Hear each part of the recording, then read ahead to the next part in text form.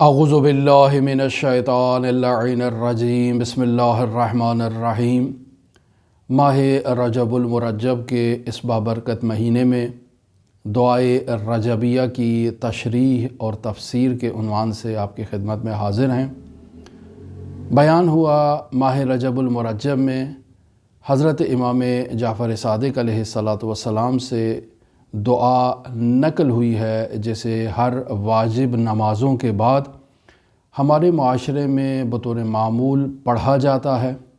اور اس دعا کو دعائے رجبیہ کہا جاتا ہے۔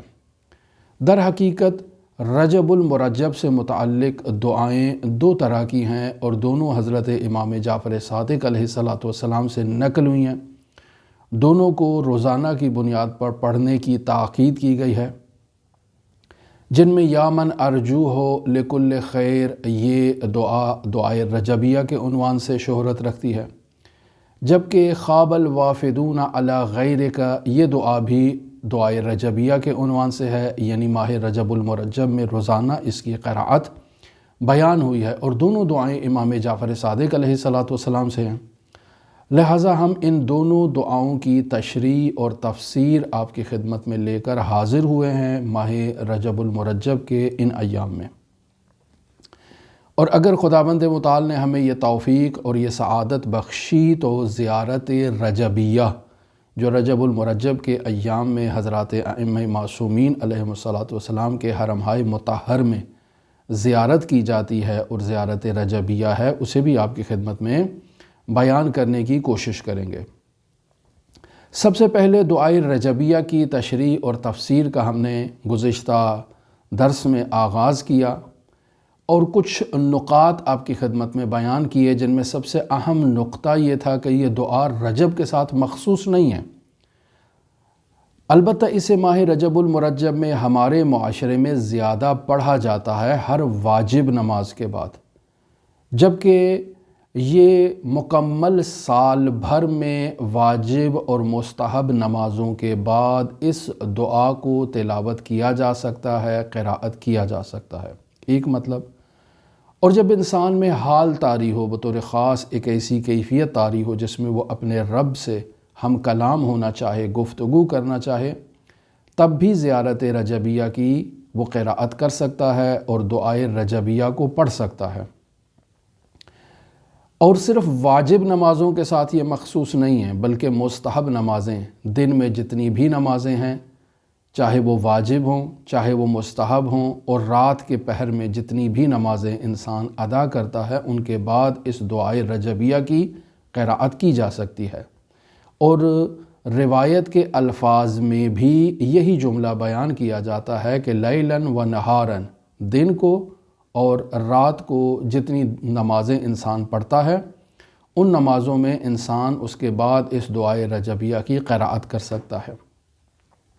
سند کے اعتبار سے گفتگو ہوئی کہ اس روایت میں محمد سجاد نامی شخص موجود ہیں کہ یہ مجہول الحال ہیں، نہیں معلوم یہ شخصیت کون ہیں۔ دعاؤں کی کتابوں میں ان کا کہیں تذکرہ موجود نہیں ہے، روایات کی کتابوں میں ان کا تذکرہ موجود نہیں ہے، لہٰذا علماء انہیں سندی اعتبار سے نہیں پہچانتے ہیں، رجالی اعتبار سے اس شخصیت کو نہیں پہچانتے ہیں، لہٰذا علماء کے اس زیارت کی اور اس دعا کی سند کے اوپر جو ہے وہ اعتراضات موجود ہیں۔ لیکن چونکہ مختلف اسناد کے ساتھ اور مختلف اوقات میں یہ دعا بیان ہوئی ہے، جیسے کہ بیان ہوا رجب کے ساتھ مخصوص نہیں ہے، اور دوسرے ایام میں بھی اس دعا کی یا ایسی دعائیں جس میں ان الفاظ کا تذکرہ موجود ہے وہ ہماری کتابوں میں، جیسے بحار الانوار ہے، جیسے مصباح المتحجد ہے، اس میں شیخ طوسی نے ایسی دعاؤں کو ذکر کیا ہے جس میں کلمات اور الفاظ اور عبارات یہی دعائے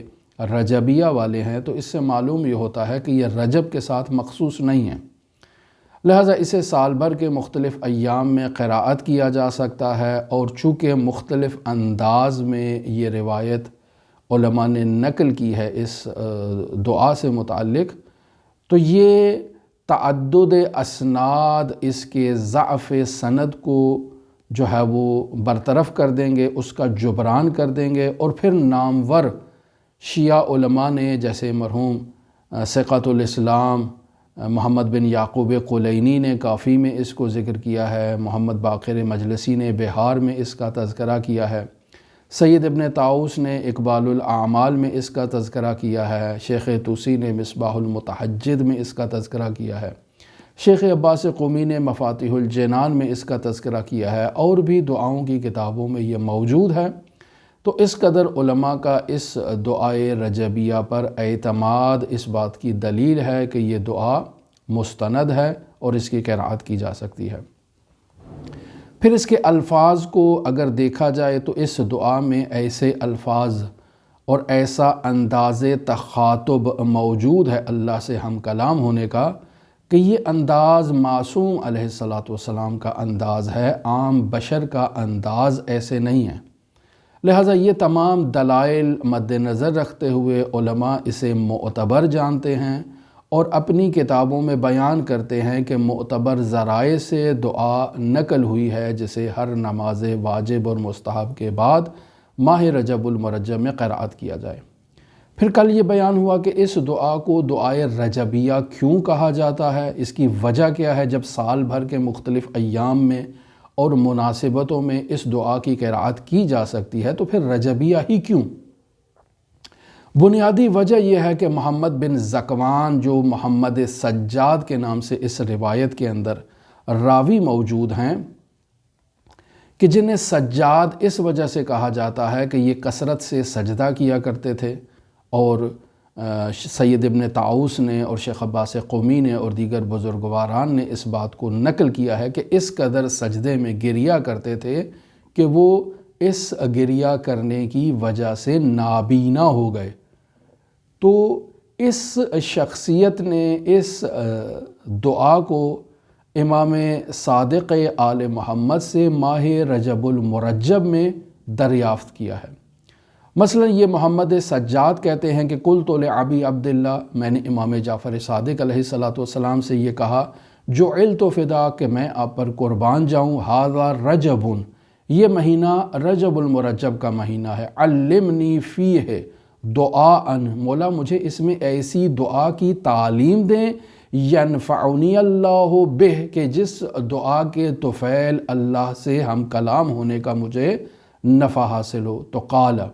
یہ محمد سجاد کہتے ہیں کہ فقال علی ابو عبداللہ، تو امام جعفر صادق علیہ السلام نے مجھ سے یہ کہا، اکتب، اس دعا کو تحریر کرو، اور پھر امام نے فرمایا بسم اللہ الرحمن الرحیم۔ یہاں سے امام دعا کو لکھوانا چاہتے ہیں اور پھر فرماتے ہیں تاقیداً وقل فی کل یوم من رجب صباحا و مساء، کہ ماہ رجب المرجب میں ہر دن صبح کے وقت اور شام کے وقت اس دعا کی قرأت کرو۔ ایک، وفی اعقاب صلوات کا فی یوم کا و لیلت کا، کہ دن میں جتنی بھی نمازیں پڑھ رہے ہو اور رات میں جتنی بھی نمازیں پڑھ رہے ہو، چاہے وہ نمازیں واجب ہیں چاہے وہ مستحب ہیں، ان کے بعد اس دعا کی قرأت کرو۔ پس معلوم یہ ہوتا ہے کہ محمد بن ذکوان نے امام صادق آل محمد سے ماہ رجب میں ایک دعا کا تقاضا کیا اور امام صادق اسے اس دعا کی تعلیم دے رہے ہیں اور باقاعدہ املا کروا رہے ہیں، تو یہ بات اس سے واضح ہو جاتی ہے کہ یہ دعا دعائے رجبیہ کے عنوان سے شہرت اختیار کر گئی۔ بنیادی وجہ یہ ہے کہ راوی نے رجب میں سوال کیا ہے، وگرنہ ہم نے بیان کیا کہ یہ دعا رجب کے ساتھ مخصوص نہیں ہے، اسے سال بھر کے دوسرے ایام میں بھی انسان دن رات ہر نماز کے بعد اس کی قرأت کر سکتا ہے۔ بس اوقات ہمارے معاشرے میں جب ایک چیز رائج ہو جاتی ہے، مثلا یہی دعا رجب کے اندر رائج ہو گئی ہے، تو جب آپ اسے غیر رجب کے ایام میں اس کی قرأت کریں گے تو عام طور پر لوگ ممکن ہے کہ سوال کریں کہ یہ تو رجب کی دعا ہے، آپ اسے شعبان میں کیوں قرأت کر رہے ہیں، آپ اس کی شوال میں کیوں قرأت کر رہے ہیں۔ یعنی لوگوں کے اذہان میں ایک ایسا تصور رائج ہو چکا ہے کہ جب آپ اسے رجب کے علاوہ قرأت کریں تو آپ سے سوال کیا جائے گا، وگرنہ دعا رجب کے ساتھ مخصوص نہیں ہے۔ میں اس دعا کا جلدی سے آپ کی خدمت میں عبارت پڑھتا ہوں، دعا پڑھتا ہوں اور اس کا ترجمہ آپ کی خدمت میں بیان کرتا ہوں، اور کوشش کریں گے کہ کل سے باقاعدہ اس دعا کے کلمات کو آپ کی خدمت میں بیان کیا جائے۔ بسم اللہ الرحمن الرحیم۔ دعا کا آغاز امام جو کتابت کروا رہے ہیں، املا کروا رہے ہیں، تو وہ بسم اللہ الرحمن الرحیم سے ہے۔ یہاں یہ سوال ہو سکتا ہے اور اسے ہم انشاءاللہ آخر میں بیان کریں گے کہ امام نے بسم اللہ الرحمن الرحیم سے اس دعا کا جو آغاز کروایا ہے، تو یہ بسم اللہ اس دعا کا جزو نہیں ہے، بلکہ یہ برکت کی خاطر ہے، اور ہر وہ امر جسے انسان آغاز کرے اسے بسم اللہ کے ذریعے سے آغاز کرنا چاہیے۔ اس وجہ سے امام علیہ السلام نے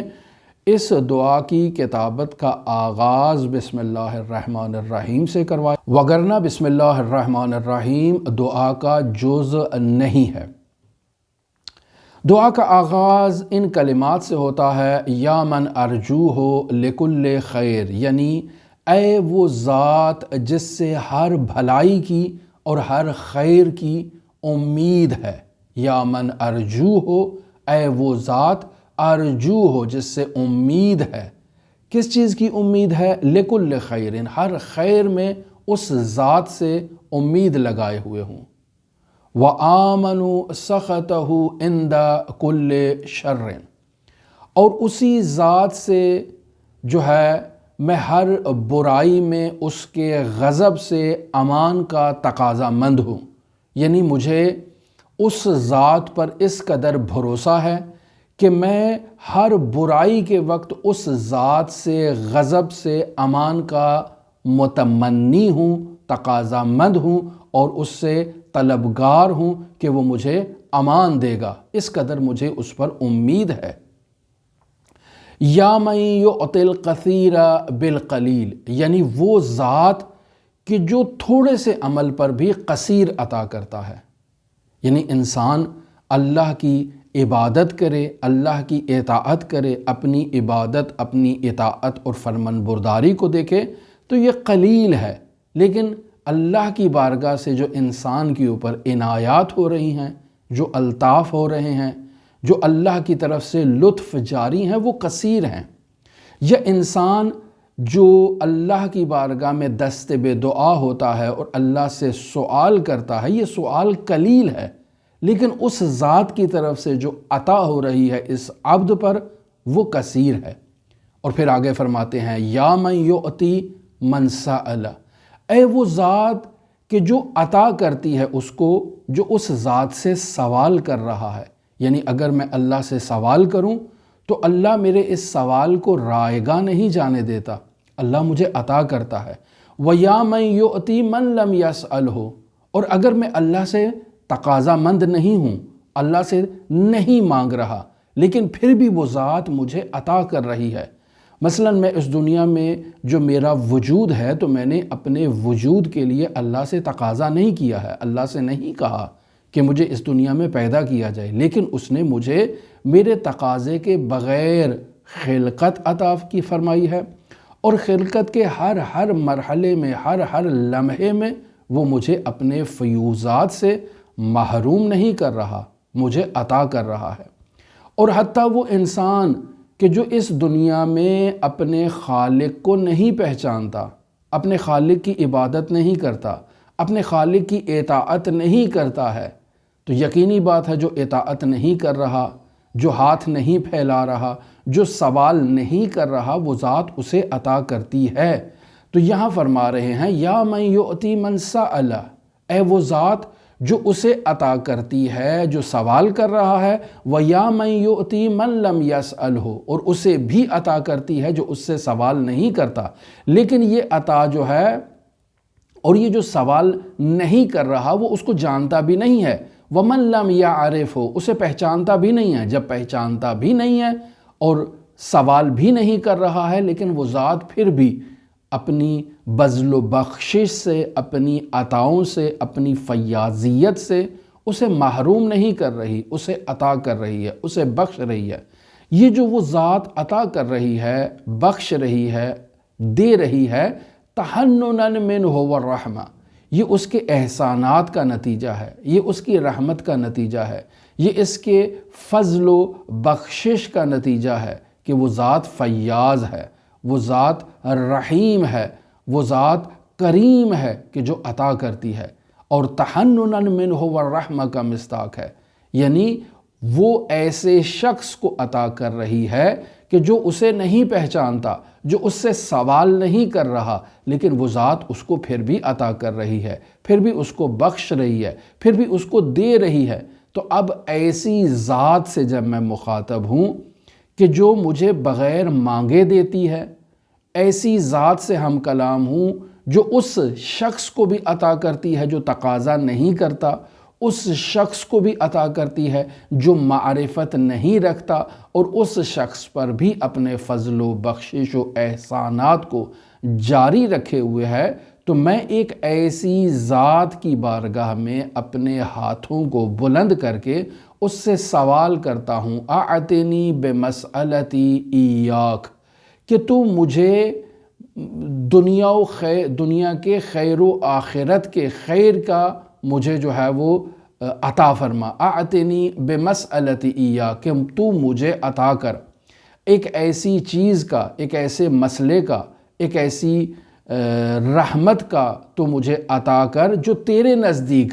بہتر ہے، جس میں جمیع خیر الدنیا و جمیع خیر الآخرہ موجود ہے۔ یعنی اے وہ ذات جس سے میں یہ تقاضا کر رہا ہوں، جس سے میں یہ سوال کر رہا ہوں، جس سے میں جو ہے وہ توقع رکھ رہا ہوں، امید رکھے ہوئے ہوں کہ وہ ذات مجھے عطا کرے گی، تو وہ ذات چونکہ فیاض ہے، وہ ذات چونکہ رحیم ہے، وہ ذات چونکہ کریم ہے، تو میں اس ذات سے تقاضا کرتا ہوں کہ اعطنی بمسئلتی ایاک، کہ مجھے اس مسئلے کے عطا کر کہ جو تیری نزدیک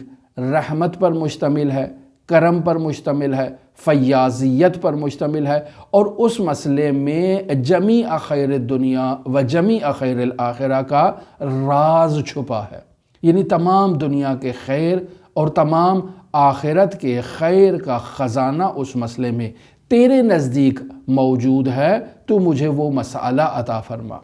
وَاصْرِفْ عَنِّي بِمَسْأَلَتِي إِيَّاكَ جَمِيعَ شَرِّ الدُّنْيَا وَشَرِّ الْآخِرَةِ، اور میں تجھ سے اس مسئلے سے انصراف کا تقاضا مند ہوں، یعنی اے وہ ذات میں تجھ سے سوال کر رہا ہوں، تجھ سے تقاضا کر رہا ہوں کہ ہر وہ چیز جو تیرے نزدیک دنیا و آخرت کے شر پر مشتمل ہے، مجھے اس سے منصرف فرما، مجھے اس سے محفوظ فرما، مجھے اس سے امان عطا فرما، مجھے اس سے دوری عطا فرما، میری حفاظت فرما، اور وہ مجھے عطا نہ کر۔ یعنی اگر میں کسی ایسی چیز کا بھی تیری بارگاہ میں تقاضا کر دوں کہ جس میں خیر دنیا اور خیر آخرت موجود نہ ہو، تو وَاصْرِفْ عَنِّي بِمَسْأَلَتِي إِيَّاكَ، کہ جس مسئلے میں خیر دنیا و آخرت نہیں ہے، ولو وہ میں تجھ سے تقاضا کر رہا ہوں، اے میرے پروردگار وَاصْرِفْ عَنِّي، اس مسئلے کو مجھ سے دور کر، پس میری کوئی بھی ایسی حاجت قبول نہ فرما جو میں تیری بارگاہ میں تجھ سے تقاضا مند ہوں، اور وہ حاجت میری دنیا اور میری آخرت کی بھلائی پر مشتمل نہ ہو، دنیا و آخرت کی فساد پر مشتمل ہو، دنیا و آخرت کی بدبختی و فلاقت پر مشتمل ہو۔ مجھے اس دعا سے محفوظ فرما، میری ایسی کسی دعا کو قبول نہ فرما۔ تو اے میرے پروردگار، جب میں تجھ سے تقاضا کر رہا ہوں کہ اعطنی بمسئلتی ایاک جمیع خیر الدنیا و جمیع خیر الآخرہ واصرف عنی بمسئلتی ایاک جمیع شر الدنیا و شر الآخرہ، یہ جو میں تجھ سے تقاضا کر رہا ہوں، تجھ سے سوال کر رہا ہوں، فإنہ غیر منقوص ما آتیت، تو جو چیز بھی مجھے تو عطا کرے گا تو تیری عطا کے نتیجے میں تیرے خزانوں میں کمی نہیں آئے گی، تیرے خزانوں میں کسی قسم کا نقص نہیں آئے گا، بلکہ وہ خزانے اسی طرح سے بھرے ہوئے ہیں، اسی طرح سے تیری ذات کی فیاضیت اپنی تمام مخلوقات کے اوپر جاری و ساری ہے، تو اپنی مخلوقات پر اپنے بذل و بخشش، اپنی عنایات، اپنی رحمتوں کو جاری رکھے ہوئے ہے، اور تیری رحمت کے خزانے میں ذرہ بھر بھی کمی جو ہے وہ واقعہ نہیں ہو رہی ہے۔ ہمارے معاشرے میں اور ہمارے ہاں تو ایسے ہوتا ہے نا کہ اگر ہمارے پاس 1 لاکھ روپیہ ہے اور ہم اس میں سے اگر 1000 انفاق کر دیتے ہیں تو ہمارے خزانے میں کمی آ جاتی ہے۔ 10,000 انفاق کر دیا، 20,000 انفاق کر دیا یا خرچ کر دیا تو ہمارے خزانوں میں کمی ہے، لیکن وہ فیاض مطلق ذات جس قدر بھی بذل و بخشش کرے اس کے خزانوں میں کسی قسم کی کمی نہیں آتی ہے۔ تو پھر میں خدا سے کیا تقاضا کر رہا ہوں، وَزِدْنِی مِن فَضْلِکَ یا کریم، اے میرے پروردگار تو مجھے عطا فرما اپنے فضل سے، اپنے کرم سے، تو کریم ذات ہے، پس اے کریم ذات زدنی من فضلک، تو میرے لیے اضافہ فرما، اپنے کرم سے اضافہ فرما، اپنے جود سے اضافہ فرما، اپنے فضل سے اضافہ فرما، اپنی رحمت سے اضافہ فرما۔ اب یہاں دعا کے آخر میں حضرت امام جعفر صادق علیہ السلام سے مرحوم سید ابن طاؤس اقبال الاعمال میں اس جملے کو لکھتے ہیں، اور یہ جملہ امام کا نہیں بلکہ اس کیفیت کی طرف اشارہ ہے جو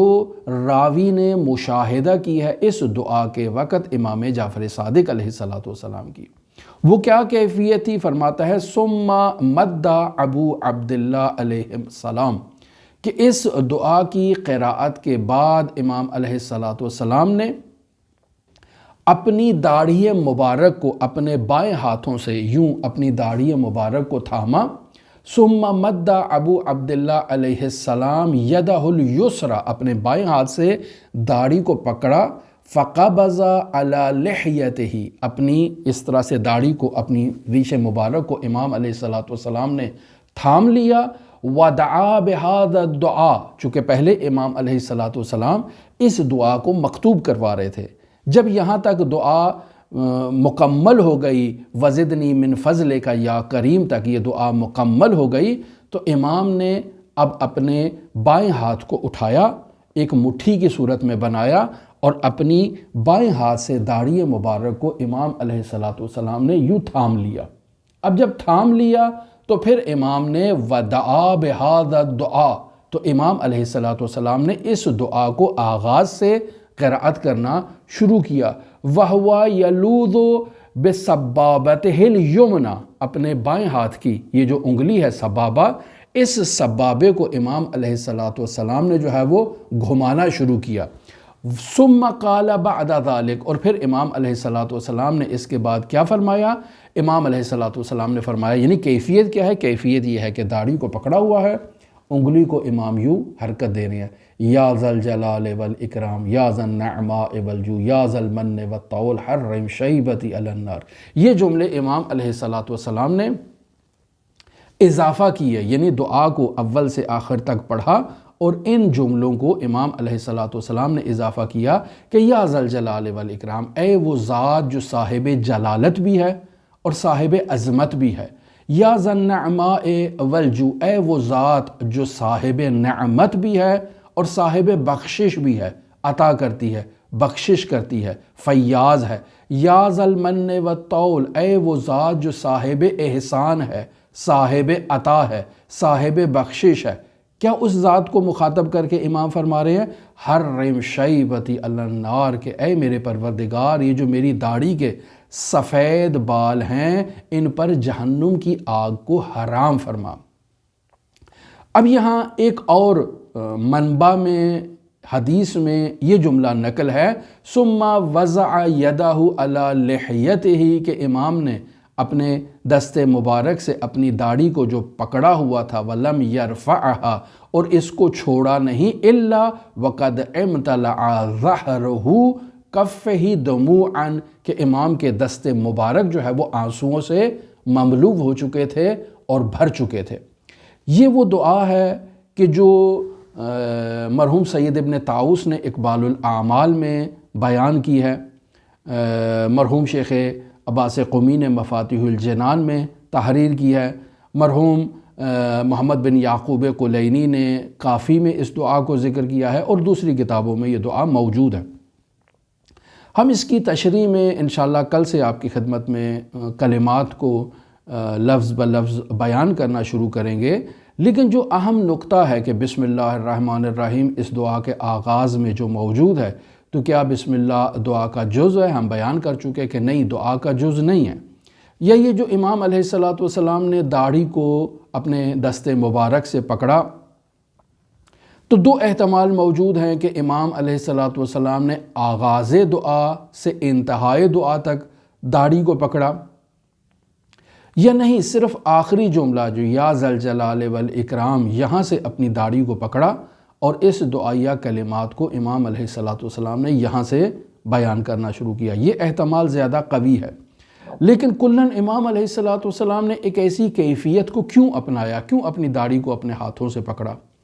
تو یہاں ہم آپ کی خدمت میں بیان کریں گے کہ روایات میں جب انسان اللہ کی بارگاہ میں دست بے دعا ہوتا ہے، تقاضا کرتا ہے، تو 6 کم از کم کیفیات ایسی بیان کی گئی ہیں کہ جو انسان دعا کرتے وقت انسان کے بدن کی کیفیت ہوتی ہے، کہ جس کیفیت سے انسان اللہ کی بارگاہ میں اپنی دعا کا اظہار کرتا ہے۔ مثلاً آپ نے دیکھا ہوگا کہ بعض دعاؤں میں انسان کو کہا جاتا ہے اپنی انگلی کو اس طرح سے اٹھائے۔ خوب، یہ جو کیفیت ہے یہ روایت کا حصہ ہے، بعض دعاؤں میں یہ کیفیت بیان کی گئی ہے۔ یا یہی جو اس دعائے رجبیہ میں کیفیت ہے کہ انسان یوں اپنی انگلی کو یوں گھماتا ہے یا اپنی داڑھی کو پکڑتا ہے، بالاخره یہ بھی ایک کیفیت ہے داڑھی کو پکڑنے کی۔ یا انسان مثلاً اپنے ہاتھوں کو یوں بلند کرتا ہے، یہ ہاتھ بلند کرنا اس کیفیت میں ہو، یا انسان ان ہاتھوں کو اٹھا کر اپنے چہرے کے سامنے لے آئے، یا اور چہرے سے اٹھا کر یوں لے جائے، یا انسان یوں اللہ کی بارگاہ میں اپنے ہاتھوں کو پھیلائے۔ یہ مختلف قسم کی کیفیات ہیں جو روایات میں دعا کے وقت بیان کی گئی ہیں، اور ہر کیفیت کا ایک اپنا فلسفہ ہے، ایک اپنا مضمون ہے، کہ جو انشاءاللہ ہم اس دعائے رجبیہ کی تشریح میں ان موضوعات پر آپ کے ساتھ گفتگو کریں گے۔ ہماری دعا ہے کہ خداوند متعال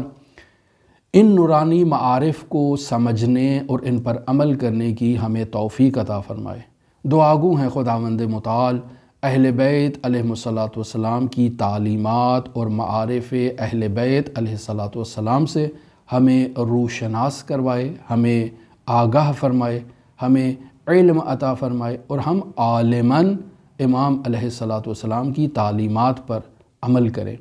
دعا گو ہے خداوند متعال منجی عالم بشریت حضرت صاحب العصر، صاحب الامر، صاحب الزمان کے ظہور میں تعجیل فرمائے، اور ہمیں حضرت کے اصحاب و آوان و انصار کی فہرست میں شمار فرمائے۔ اللہم صلی علی محمد و آل محمد وعجل فرج قائم آل محمد۔